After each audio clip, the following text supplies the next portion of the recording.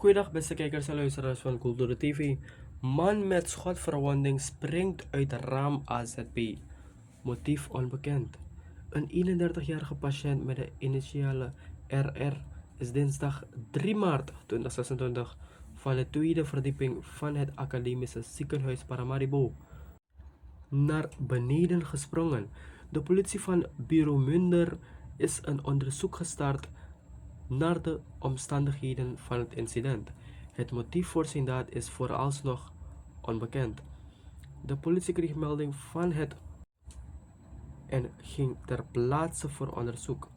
In het ziekenhuis troffen wetsdienaren de man aan die op dat moment niet aanspreekbaar was.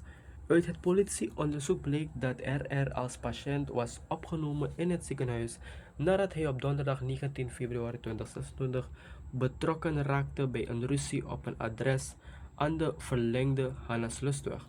Tijdens dat incident werd hij beschoten en liep hij een schotverwonding in de buiksteek op.